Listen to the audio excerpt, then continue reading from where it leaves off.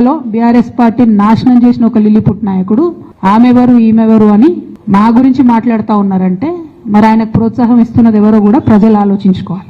ఎన్నడూ ప్రజా ఉద్యమాలు చేయలే. కేసీఆర్ గారు లేకపోతే మరి నువ్వెవరు, అది కూడా ఆలోచించుకోవాలి కదా. కేసీఆర్ గారు లేకపోతే బీఆర్ఎస్ పార్టీలో ఉన్న ఏ నాయకుడైనా ఎవరు? ప్రజలకు మనందరినీ పరిచయం చేసింది కేసీఆర్ గారే కదా. మనలో మనం కన్ఫ్యూజన్ ఉన్నప్పుడు ఇష్టం వచ్చినట్టు మాట్లాడుకోవచ్చా? ఈ లిల్లీపుట్ నాయకుడు మాట్లాడంగానే ఇంకో చిన్న పిల్లగాడు నిన్నగాక మొన్న మా పార్టీలోకి వచ్చిన వాళ్ళు కూడా ఎటుపడతట్టు మాట్లాడు. అసలు ఎవరు మీరు? మీకు తెలంగాణ ఉద్యమంతో సంబంధం ఏంది? బీఆర్ఎస్ అధికారంలోకి వచ్చినాక బీఆర్ఎస్లోకి వచ్చి పదవులు పొంది ఉల్టా నా మీదనే మాట్లాడతారా మీరు? కేసీఆర్ గారు నాకు తండ్రి. వారికి నేను అంతరంగికంగా రాసినటువంటి ఉత్తరాన్ని బయటపెట్టి మొత్తం పార్టీలో జరుగుతున్న అంశాలన్నీ బహిర్గతం చేసింది ఎవరు? ఆ అంశాలన్నీ బహిర్గతం చేసి నన్ను మాట్లాడడానికి ఫోర్స్ చేసి ఇప్పుడు మళ్ళీ దాని చుట్టూ ఇట్లాంటి డ్రామాలు ఆడుతున్నటువంటి వాళ్ళు ఎవరు? బీఆర్ఎస్ పార్టీకి సంబంధం లేనటువంటి వ్యక్తి చేత మన పార్టీ నాయకులే ఊతమిచ్చి నా మీద వ్యాఖ్యలు చేయించారనడానికి నా దగ్గర వందలాది ఆధారాలు ఉన్నాయి.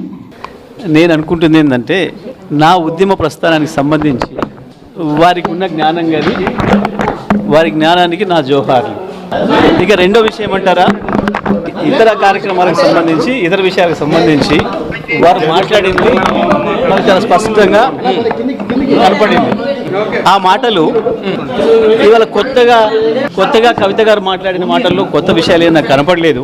కేసీఆర్కి బద్ధ శత్రువులుగా వ్యవహరిస్తున్న వాళ్ళు, కేసీఆర్ క్యారెక్టర్ను అసాసినేట్ చేయాలని చెప్పి, బీఆర్ఎస్ను ఖతం చేయాలని చెప్పి ఆలోచిస్తున్న వాళ్ళు, ప్రయత్నం చేస్తున్న వాళ్ళు, దాంట్లో ముందరగా ఉన్న రేవంత్ రెడ్డి, రాధాకృష్ణలు నా గురించి ఏం మాట్లాడినరో ఏం రాసినరో గవే మాటల్ని మళ్ళీ వెళ్ళవేసే ప్రయత్నం చేసినందుకు ఆమెకు నా సానుభూతిని తెలియజేస్తా ఉన్నా.